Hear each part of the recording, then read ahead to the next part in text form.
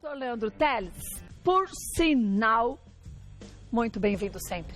Tudo bem? Tudo bem, e você? Muito bem. Agora, tem gente que tem dor de cabeça e com dor de cabeça não dá para ter uma vida muito boa, porque tem gente que tem constantemente essas dores, né, doutor Leandro? Verdade. É o sintoma neurológico mais comum, disparado. É praticamente impossível alguém que nunca tenha tido. A gente tem estatísticas que mostram que 95% das mulheres e 90% dos homens têm pelo menos uma crise de dor de cabeça ao ano. 75% das mulheres mais que uma ao mês.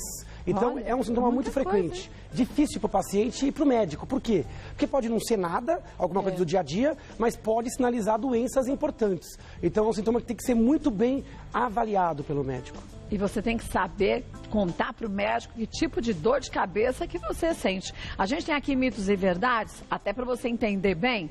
Enxaqueca e cefaleia são coisas diferentes. Isso é mito, né? Enxaqueca é um tipo de dor de cabeça, é um tipo de cefaleia. Enxaqueca é um tipo específico, que é crônico. A pessoa tem episódios de dor que duram de 4 a 72 horas. São dores predominantemente de um lado da cabeça, quase sempre pulsáteis, latejantes, onde a pessoa também tem náusea, às vezes vomita. Tem muita intolerância ao ambiente, a luz incomoda, cheiro forte, barulho. Então a pessoa tem crises com essas características que eu falei. Então é uma dor muito forte, muito comum. 1/3 das mulheres tem enxaqueca. Bastante. Então é um quadro crônico, mas episódico. Cefaleia é um outro termo, é um termo abrangente. É sinônimo de dor de cabeça. Então toda dor de cabeça para o médico é cefaleia. Qualquer coisa que doa, Kátia, do pescoço para cima é cefaleia. É cefaleia. Então enxaqueca é um tipo específico. Existem mais de 200 tipos de cefaleia. Muita coisa. 200 tipos ou causas. Então dor de dente pode ser considerada uma cefaleia, dor do trigêmeo,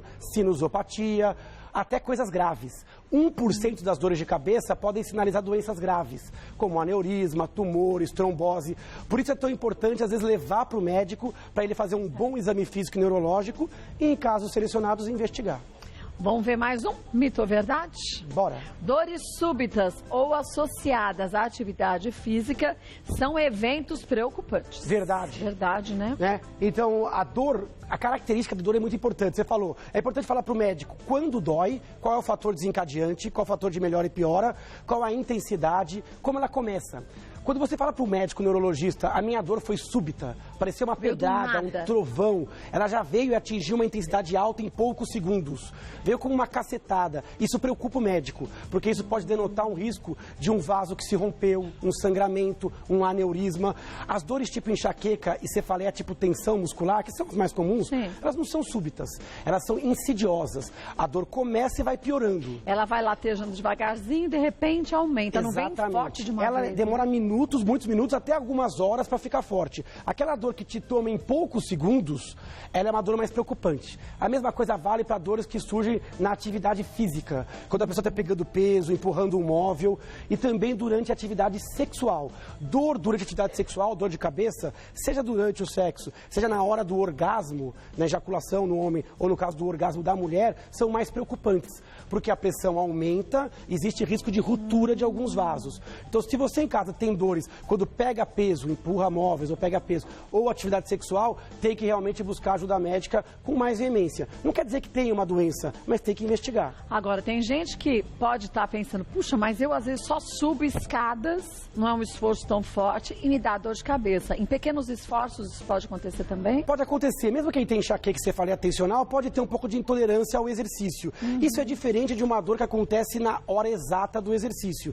Agora, mesmo quando são pequenos esforços, às vezes a pessoa tem dor quando vai ao banheiro, por exemplo, evacuar. É uma dor ao esforço. Tem gente que tem dor à tosse. Lógico que existem cefaleias e dores de cabeça que são benignas associadas ao esforço físico, mas é uma queixa que preocupa o médico. Então, dor súbita e dor específica do exercício exige uma avaliação um pouquinho mais caprichada.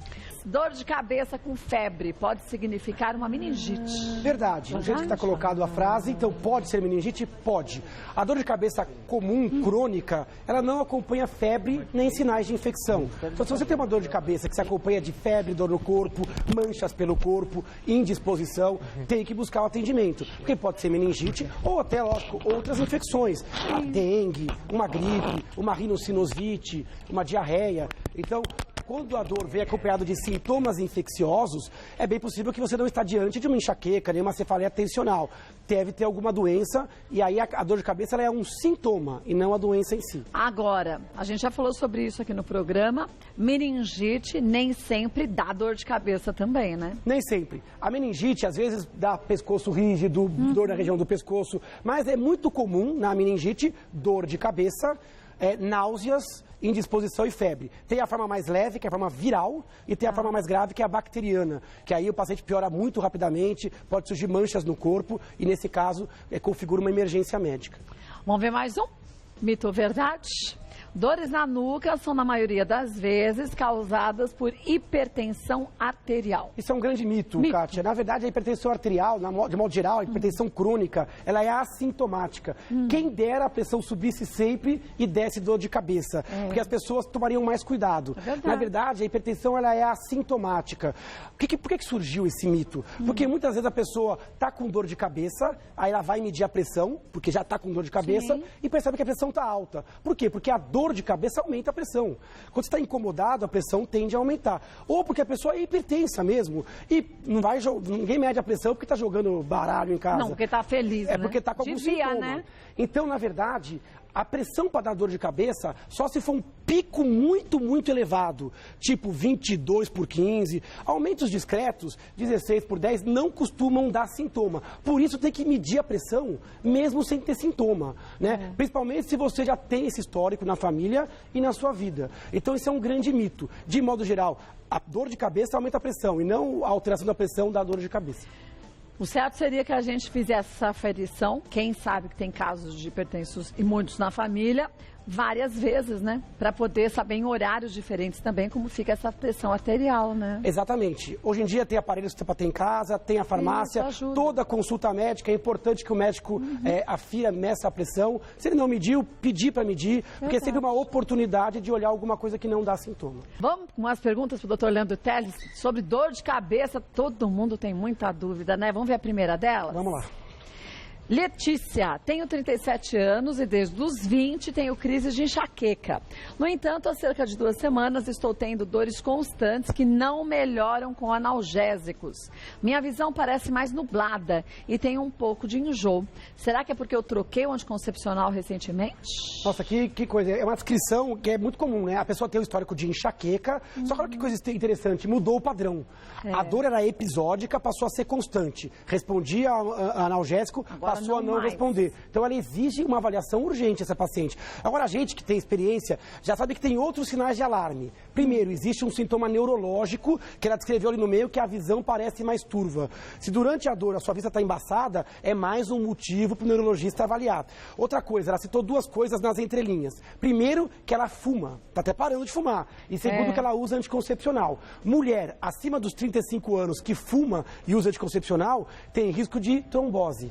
Então, precisa ver... Tomar mais cuidado. Precisa tomar mais cuidado. Precisa ver, nesse caso, se é uma enxaqueca que piorou, porque ela está mais estressada, porque ela abusou de analgésicos, ou se existe algum risco de trombose cerebral. Porque mulher, anticoncepcional, cigarro, mudança de padrão e visão turva. Esse caso tem que buscar um neurologista com urgência, né? Então, Letícia, médico. Não é para você sair correndo enlouquecida, mas marca o quanto antes. Dá para tomar um banho, se trocar, mas tem que ir para o pronto-socorro ainda hoje. Porque às vezes as pessoas acham que quando a gente está tendo literalmente um piripaque, você sente muita coisa junto. Às vezes os pequenos sinais são os mais importantes. Exatamente, Kátia. Você falou uma coisa importante, para dor de cabeça é importante. Às vezes não é a intensidade da dor, é o jeito. Essa história me incomodou. E deve incomodar qualquer médico que se deparar com essa história. Porque tem sinais de alarme, coisas que surgiram uma mudança no padrão prévio. A enxaqueca que ela tinha antes só veio para confundir, né? Porque às vezes fala, mais uma crise de enxaqueca. Não. Pode ser outra coisa. Tem mudança, tem que reinvestigar. Vamos ver mais uma. Mariana, tenho crises muito fortes de dor atrás do olho esquerdo. Elas surgem do nada e às vezes ocorrem no meio da madrugada. Durante a dor, meu olho esquerdo fica vermelho e mais caído. E o nariz fica entupido. Tenho crises desde 2014. A dor chega a durar até 40 minutos. Isso é enxaqueca? Mariana, não parece enxaqueca. Não, né? Por algumas coisas. A enxaqueca geralmente ela dura de 4 a 72 horas. Está rápido demais. Outra coisa, a enxaqueca não costuma dar alteração no mesmo olho. Ela tem o olho vermelho, lacrimejando, nariz entupido, caído. Isso sugere uma dor de cabeça bem conhecida dos neurologistas, que é a cefaleia em salvas. É uma dor muito forte, tem característica de acordar às vezes à noite. E em mulher não é tão comum, é um pouco mais comum em homens. Mas acontece em mulher também. É uma dor que é mais rápida que a enxaqueca e tem sintomas autonômicos. Geralmente é uma dor benigna. Pode ver que ela tem desde 2014 e parece que está muito bem, obrigada. Agora é uma dor muito forte, cefaleia em salvas. Você vê como muda a característica, né? Para um médico, talvez generalista, ou para um leigo, pode até parecer uma enxaqueca. Dói de um lado, é forte, numa mulher jovem, mas olha como o detalhe faz a diferença. Sintomas autonômicos, duração muito curta, acorda de madrugada. Esses casos têm que ser acompanhados por neurologista e sempre faz alguns exames, para ver se não tem uma causa por trás. Se não tiver nada nos exames, fecha o diagnóstico, cefaleia em salvas. Então, vá você também para o médico, viu, Mariana? Vamos ver mais uma? Karen, quanto mais jovem fui diagnosticada com epilepsia, mas já faz 5 anos que não tomo remédios e meus exames estão normais, porém, venho sentindo dor de cabeça diariamente. Isso pode ser um sinal que a doença está voltando? Na verdade, me parece que são doenças diferentes. A epilepsia dá tendência de ter crises epiléticas. Quem tem epilepsia pode ter dor de cabeça logo depois da crise, depois de uma convulsão. No caso, a doença estaria voltando se voltasse a se manifestar com crises epiléticas. Agora, me chama a atenção alguns dados da história dela. A dor voltou diariamente. Dores que são todo dia ou que pioram a cada dia...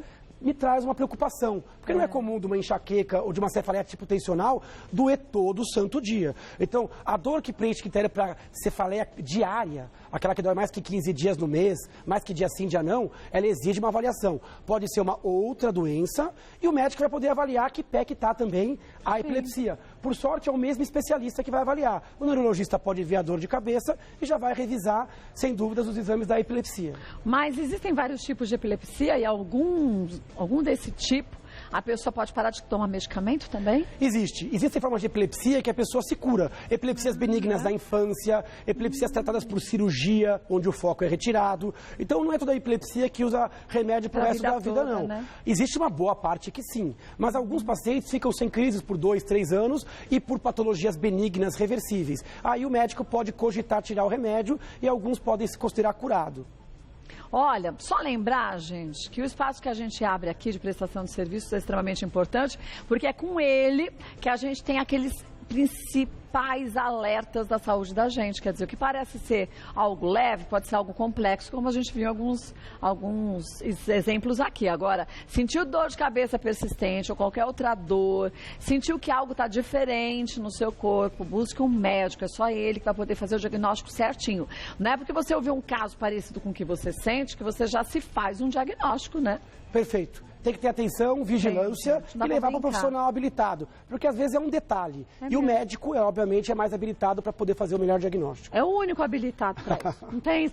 A gente é curioso, mas médico a gente não é. Então vamos deixar na mão de quem sabe e estuda até hoje para ter, sim, esse poder de fazer um diagnóstico. É um poder de estudo. Não adianta, não é essa vida toda que se estuda? Sem dúvida. Não só estudo, como a vivência, o contato com o paciente e a atenção. Olha, vou passar para vocês o site do Dr. Leandro Telles, mas olha, presta atenção, tem Facebook, tem Instagram. O site é leandroteles.com.br, leandroteles.com.br. No Instagram? No Instagram, Neuro Leandro Telles, Neuro Leandro Telles. E no Facebook, Neurologista Leandro Telles. É uma fanpage, a pessoa pode seguir a gente. Deixar perguntas, sugestões de pauta. É muito bem-vindo sempre, viu? Beijo, obrigada. Beijo nas meninas, viu? Bom trabalho.